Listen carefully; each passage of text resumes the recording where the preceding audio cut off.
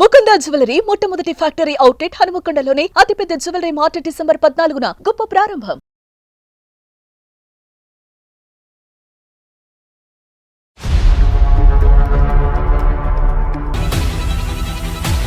అందమైన జీవితం కార్యక్రమానికి స్వాగతం. నమస్తే డాక్టర్ గారు. నేను కోరుకుంటున్నాడు ఒక అనుకోని సంఘటన వల్ల అమ్మాయితో మీరు మాట్లాడండి, ఒప్పించండి. నేను ఎంత చెప్పినా వినట్లేదు. నాకు ఆయన చెప్పిన దాన్ని బట్టి అట్లా అనిపించిందండి. దానికి కారణాలు ఏంటనేది నాకు క్లియర్గా తెలియలేదు. నాకు అసలు ఆయన బాధ విన్న తర్వాత ఇమీడియట్గా మీరు మాట్లాడాలి అనిపించింది. సో పలానా రోజు నేను కాల్ చేస్తానని చెప్పాను. శంకరయ్య గారు కూడా సరేనమ్మా అన్నారు. ఆయనకు ఒకసారి కాల్ చేస్తాను, పూర్తిగా మీరే మాట్లాడుదురు. కానీ తండ్రి కూతురా మేడం? తండ్రి కూతురు. నమస్తే శంకరయ్య గారు, నేను జయానండి, అందమైన జీవితం ప్రోగ్రామ్ నుంచి కాల్ చేస్తున్నాను. మొన్న మీతో మాట్లాడాను కదా. అవును మేడం, అవును మేడం. బాగున్నారా? బాగున్నా మేడం, బాగున్నా మేడం. ఇదిగో డాక్టర్ గారితో మాట్లాడించమన్నారు కదా, ఒక్కసారి ఇదిగో డాక్టర్ గారితో మాట్లాడండి. శంకరయ్య గారు నమస్తే అండి. నమస్కారం సార్. మీకు కూడా నమస్కారం సార్. నమస్తే నమస్తే. చెప్పండి సార్, ఏంటి సమస్య ఏంటి? మా అమ్మాయిది, పెద్ద అమ్మాయిది 20 సంవత్సరాల్లో పెళ్లి చేశాను సార్. మీరేం చేస్తుంటారు? వ్యవసాయం చేస్తుంటా సార్, ఊర్లో కర్నూలులో వ్యవసాయం చేస్తుంటా సార్. సో ఇప్పుడు పెద్ద అమ్మాయి సమస్య గురించా చెప్తున్నారు మీరు? అవును సార్. యాక్సిడెంట్ లో నడుములు పోయాయి సార్ మా అల్లకి. అల్లుడు గారికి యాక్సిడెంట్ లో నడుము ఇరిగిపోయింది. అవును సార్. అయ్యయ్యో, ఎంతకాలం అయింది అది జరిగి? ఇప్పుడు 3 సంవత్సరాలు అయింది సార్. ఆమె అల్లుడు లేవు లేడు సార్, లేవు లేడు. ఈమె చేయాలి సార్, లేపుకోవాలి, అన్నం పెట్టాలి, ఏదానికన్నా అన్ని ఈమె చూసుకోవాలి సార్. అతను ఏం ఉద్యోగం చేసేవారండి? Software engineer sir. Software engineer. వీళ్ళిద్దరికి ఎంతమంది పిల్లలు? పిల్లలు లేదు సార్, ఇంకా పిల్లలు లేదు సార్. పిల్లలు లేరు? లేదు సార్, పిల్లలు అసలు లేదు సార్. Okay okay. ఇప్పుడున్న పరిస్థితి ఏంటి? ఇప్పుడు అమ్మాయి అతనికి సేవ చేసుకుంటూ ఉంది. అవును సార్. మరి ఇప్పుడు సమస్య ఏంటి? అమ్మాయి సెకండ్ మ్యారేజ్ చేసి అమ్మాయి జీవితం బాగుండాలని కోరుకుంటున్నాం సార్. సెకండ్ మ్యారేజ్ చేయాలని మీరు అనుకుంటున్నారు, అమ్మాయి అనుకోవట్లే? అవును సార్. అమ్మాయి అనుకోవట్లే. మీ అల్లుడు గారు మీ అమ్మాయి యాక్సిడెంట్ అవ్వకముందు కానీ యాక్సిడెంట్ అయిన తర్వాత కానీ వాళ్ళిద్దరు అన్యోన్యంగానే ఉన్నారు. అవును సార్, బాగున్నారు సార్. వాళ్ళిద్దరి మధ్యన ఎటువంటి భేదాభిప్రాయాలు లేవు? లేవు సార్, లేవు సార్. ఈ ఐడియా మీకు ఎందుకు వచ్చింది ఇప్పుడు రెండో పెళ్లి చేయాలని వాళ్ళిద్దరు సుఖంగా ఉన్నప్పుడు? సార్, తల్లిదండ్రులకి ఎవరికైనా ఆమె చేవి చేస్తుంటే చిన్న వయసులోనే కూర్చొని లేకున్నాడు, ఆయన లేకపోవడం. ఇంకేమైనా కార్యక్రమాలు జరగాలా ఇంట్లో? మీ అమ్మాయి పెళ్లి అవుతుంది? అమ్మాయి సార్, అమ్మాయి అబ్బాయి ఉంటారు కదా సార్, పెళ్లి అయ్యేవాళ్ళు. రేపు పొద్దున్న వాళ్ళు పెళ్లి అయిన తర్వాత ఈమెని ఎవరు చూసారని గ్యారంటీ ఏమి sir?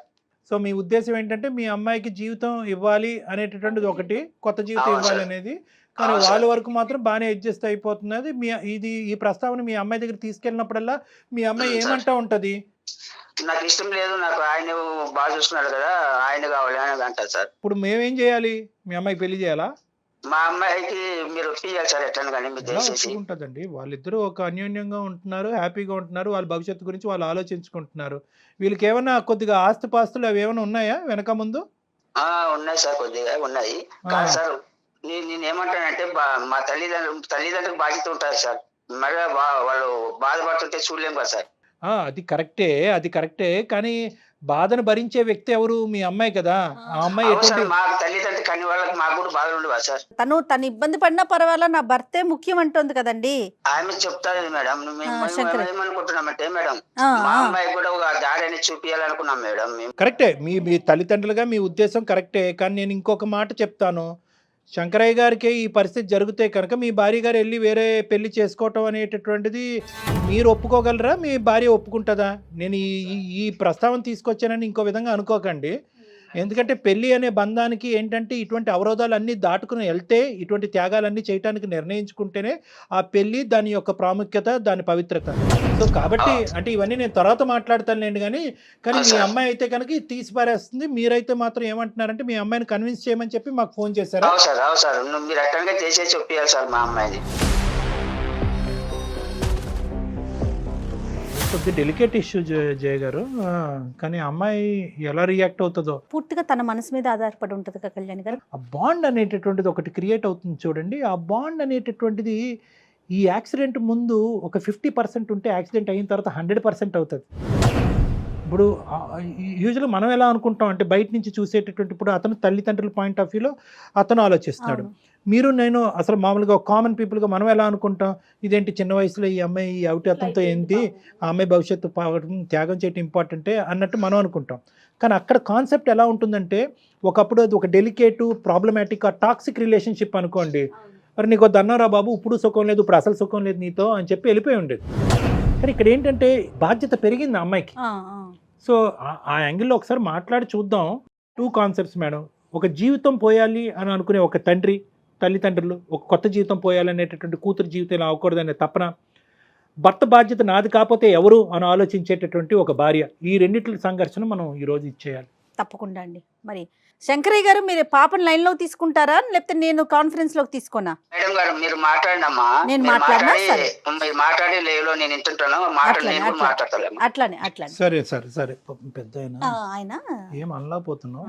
The person you are speaking with has. Hello hello Vani గారు, చెప్పండి ఎవరు? నమస్తే అమ్మా, నేను జయాని అందమైన జీవితం ప్రోగ్రామ్ నుంచి కాల్ చేస్తున్నాను. నమస్తే అండి, చెప్పండి. నమస్తే నమస్తే. నాతో పాటు డాక్టర్ కళ్యాణ్ చక్రవర్తి గారు కూడా ఉన్నారు. అలానే ఓకే. మీ నాన్నగారు కూడా లైన్లో ఉన్నారమ్మా. ఆయన ఒక్కసారి మీతో మాట్లాడాలి అని చెప్పేసరికి నేను మిమ్మల్ని లైన్లోకి తీసుకున్నాను. ఆయన ఒక చిన్న సమస్యని మా దాకా తీసుకొచ్చారు. ఒక సలహా కోసం మమ్మల్ని సంప్రదించారు సుమన్ టీవీని. ఏ సమస్య అండి? ఒక్కసారి మా డాక్టర్ గారు మాట్లాడతారు చూడు. వాణి నమస్తే అమ్మా.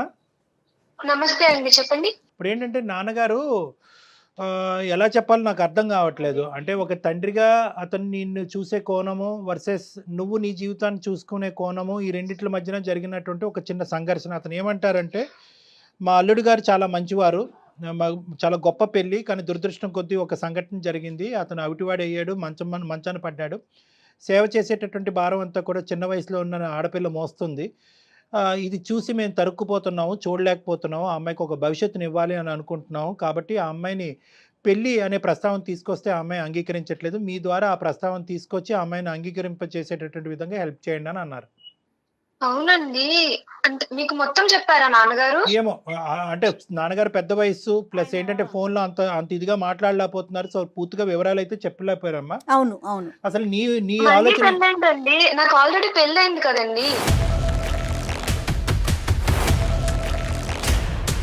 అసలు ఏం జరిగిందో చెప్పమ్మా. అంటే మీ పెళ్ళి ఎంతకాలం అయింది, అతనికి ఆ యాక్సిడెంట్ ఎలా జరిగింది? ఏం లేదండి, నేను చదువుకుంటానన్న వయసులోనే చిన్న వయసుకే 20 ఏళ్ళకే పెళ్లి చేసేసారు నాన్నగారు. రైట్.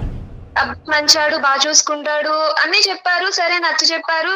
ఆ అబ్బాయి కూడా సెటిల్ అవుతాడు బాగా అని చెప్పి పెళ్లి చేశారు. పెళ్ళైన తర్వాత మేము అనుకున్నాము, మనం పడిన ఇబ్బందులు మన పిల్లలు పడకూడదని ఒక 2 years వరకు పిల్లలు వద్దనుకున్నాం.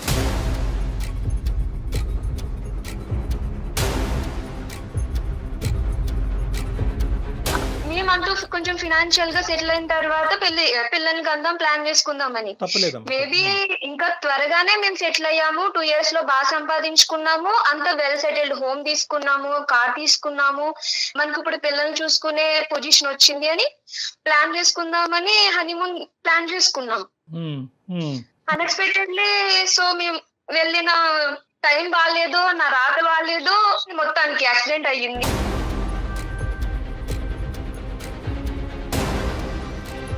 అలానే నేను నా స్వార్థం చూసుకున్నాను, వదిలేసి రెండో పెళ్లి చేసుకోలేదు. ఏం జరిగిందమ్మా యాక్సిడెంట్ లో? తను అంటే ఎట్లా, ఎంత వరకు డ్యామేజ్ అయింది పాపం ఆయనకి? కార్ యాక్సిడెంట్ అయిందండి. సో డాక్టర్ అన్నారు ఒక 3 months వరకు మేబీ ట్రీట్మెంట్ అవుతుంది కదా, రికవర్ అవుతారు, సెటిల్ అవుతుంది అనుకున్నాము. కానీ హెల్త్ కండిషన్, కానీ ఇంకా ఆయన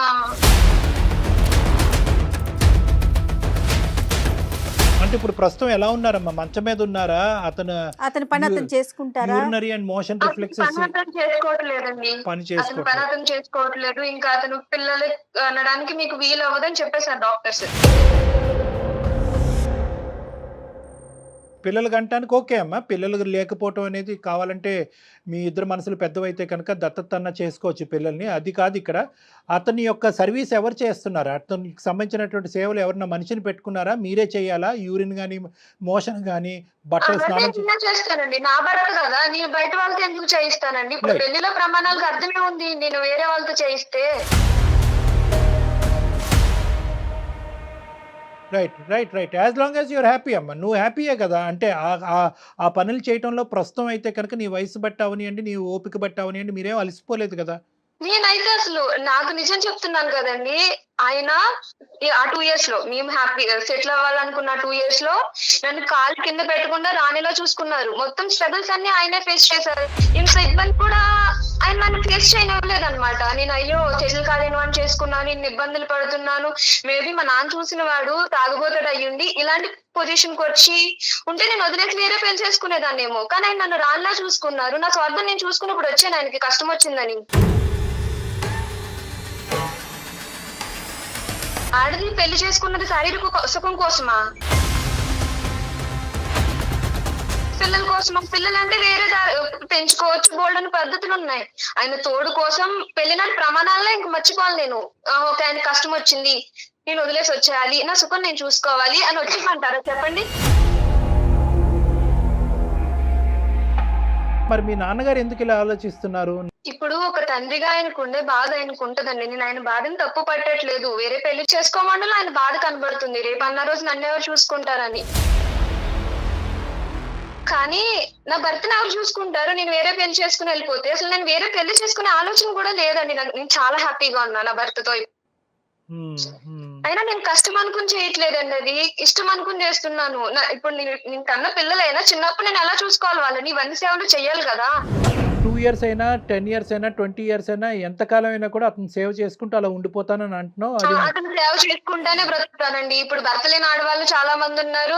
భర్త ఇలా మంచాన్ని పడిన ఆడవాళ్ళు వేరే పెళ్లి చేసుకుంటారేమో కొంచెం మంది. నాకైతే అది తప్పని అనిపించదు. వేరే పెళ్లి చేసుకోవాలన్న ఆలోచన లేదు.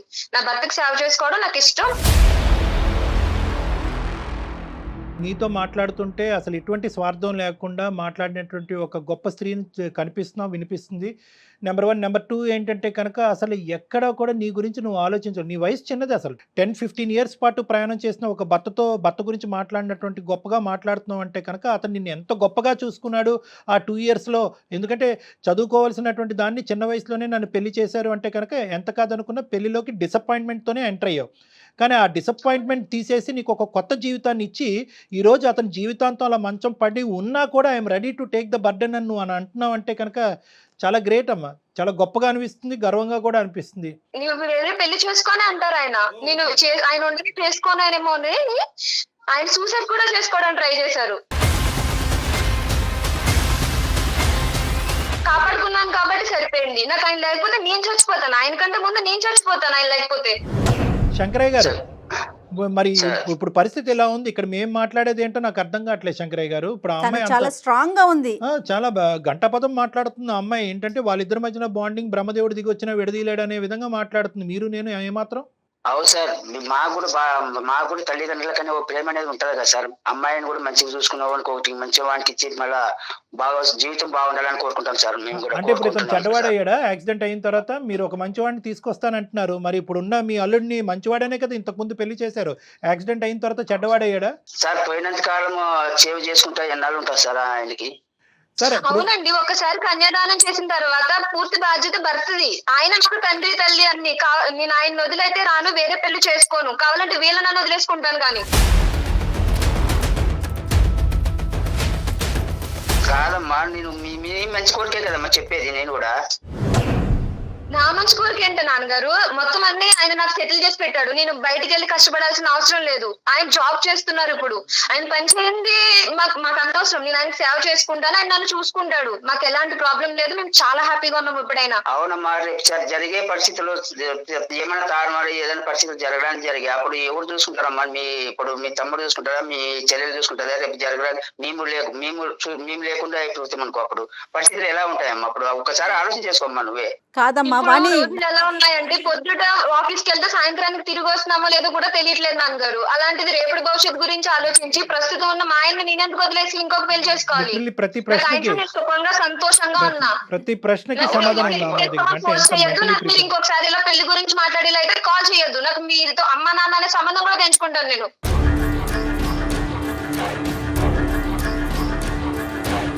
అమ్మ నీ ప్రేమ ప్రేమ కోరే కదా మేము కోరుకుంటున్నది. శంకరయ్య గారు, ప్రేమ కోరుకుని అనేటటువంటి దాని వెనకాతల ఎక్కడో చోట ఒక గిరి అనేది ఉంటుంది, అర్థమైంది కదా. మీ ప్రేమ అనేటటువంటిది ఎక్కడి వరకు వెళ్ళొచ్చు అంటే కనుక తన ప్రేమించేటటువంటి భర్త యొక్క ప్రేమను చంపకూడదు అనే అంతవరకే మీ హద్దులు. ఇప్పుడు ఏంటంటే, ఇప్పుడు నేను మిమ్మల్ని ఇంత ప్రేమిస్తున్నాను, నీ భవిష్యత్తు గురించి ఇంత కోరుకుంటున్నావు కాబట్టి నీ భర్త మీద ఎంత ప్రేమ ఉన్నా కూడా అవుటివాడు కాబట్టి వదిలేసి వచ్చేయమా అంటే కనుక అది మీది ప్రేమ కింద వర్తించదు. ఎందుకంటే మీ ప్రేమ అనేటటువంటిది ఆ అమ్మాయి ప్రేమ, తన భర్త మీద ఉండే ప్రేమను అర్థం చేసుకున్నప్పుడే దానికి విలువ, వాల్యూ. సో ఇక్కడ నేను సార్ మీరు ఎట్లైనా దయచేసి ఒప్పియండి సార్, ప్లీజ్ సార్. అది పద్ధతి కాదు. నాశనం అయిపోతుంది సార్. లేలే శంకరయ్య గారు, మీరు ఏంటంటే కనుక ఈ ఎల్లకాలం రోజులు ఇలాగే ఉండవు. రేపొద్దున ఏదైనా జరగరాంది అతనికి జరిగితే కనుక దానికి కూడా అమ్మాయి ప్రిపేర్ అయ్యి ఉంది. జరగరాంది ఏదో జరుగుతుంది అనేటటువంటి ఆలోచనతో, ఏదో జరుగుతుందనే ఉద్దేశంతో అతన్ని ఈ రోజే చంపేయటం అనేది ఆ అమ్మాయికి ఇష్టం లేదు. అతనే అంటున్నాడంట, నువ్వు వెళ్ళి సుఖపడి అప్పటి వరకు ఉండాలి కదా సార్. కాదు సార్, మేము అప్పటి వరకు కూడా దేవుడు ఉంచుతాడని గ్యారంటీ ఉంది సార్. ఒక ఐదు చేతిలో మంచి వాడి చేతిలో పెట్టిపోదామనే ఆలోచన మాకుంది సార్. సేవ్ చేసుకుంటే నన్ను మంచిగా చూసుకోకుండా డైస్ వచ్చి కొడితే అప్పుడు నేను ఎలా బాధపడాలి? వాడిని నన్ను పట్టించుకోకపోతే? అమ్మ అన్ని అట్లా అనుకుంటే ఎట్లయితుందమ్మా? అది అట్లా అనుకుంటే ఎట్లుంటది చెప్పు. ఇప్పుడు భర్తకి ఇలాగయ్యి వదిలేస్తే కనుక నువ్వు వేరే పెళ్లి చేసుకో, కష్టంలో వదిలేసి వచ్చేయచ్చు అని కూడా ప్రమాణం చేయించాల్సింది. మరి ఆ ప్రమాణం ఎందుకు చేయించలేదు?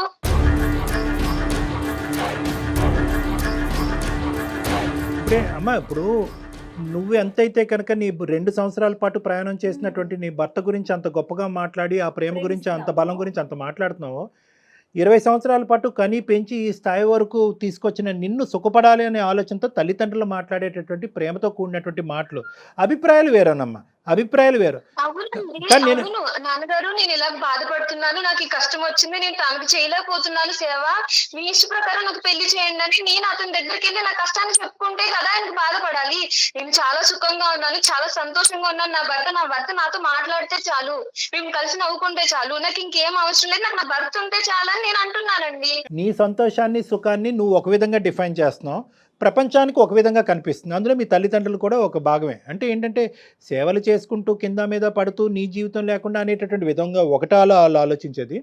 రెండోది ఏంటంటే, రేపొద్దున ఏదన్నా జరగరాంది జరిగితే కనుక మా అమ్మాయి అప్పుడు మేము బతుకుండాలి కదా, అప్పుడు మా అమ్మాయి పరిస్థితి ఏంటని. అంటే తల్లిదండ్రుల పాయింట్ ఆఫ్ వ్యూలో వాళ్ళు ఆలోచిస్తున్నారు, నీకు ఒక సలహా సూచన ఇచ్చారు, ఆ సలహా సూచన నీకు నచ్చకపోతే, ఆ అభిప్రాయం నీకు నచ్చకపోతే అది ససేమిరా వద్దు నాన్న అని చెప్పండే. కానీ ఈ ఆలోచన నీ బ్రెయిన్లో ఇంప్లాంట్ చేసేటటువంటి ప్రయత్నం చేస్తున్నారు. కాబట్టి మీరు ఎటువంటి తల్లిదండ్రులు ఇలా చేసేటట్టయితే కనుక నేను మరోసారి ఫోన్ ఎత్తను అంటే కనుక అది పద్ధతి కాదమ్మా. అంటే నేను అనేది ఏంటంటే, నువ్వు చేసుకునేది అది నీ రైటు.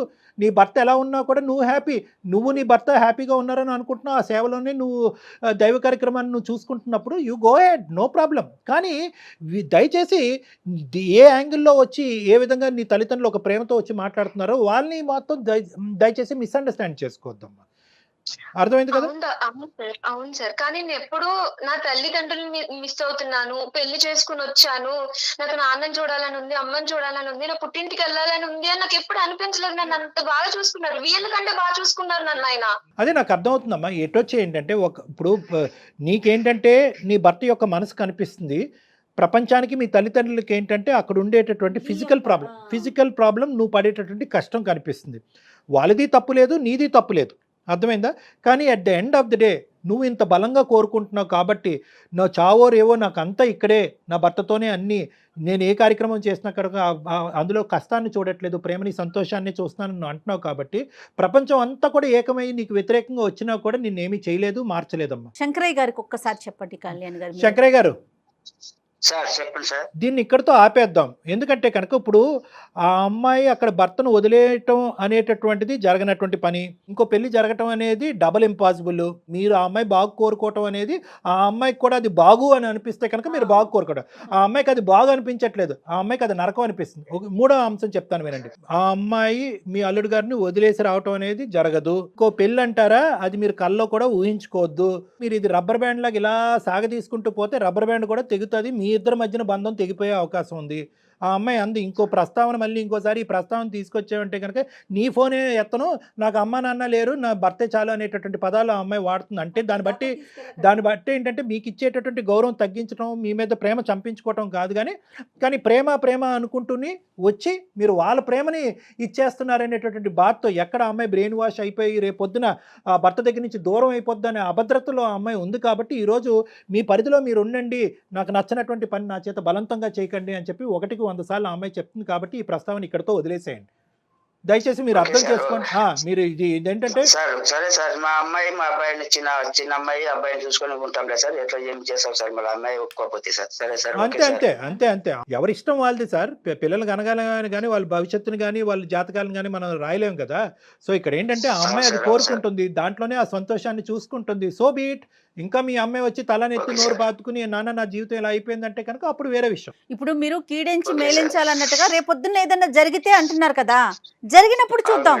ఇప్పుడు మనం ఎట్లా చెప్పగలుగుతాం? రేపు జరగబోయే సుఖం గురించి ఇప్పుడు ఉండేటటువంటి నరకాన్ని అనుభవిస్తారా వాళ్ళిద్దరు? కాదు కదండి.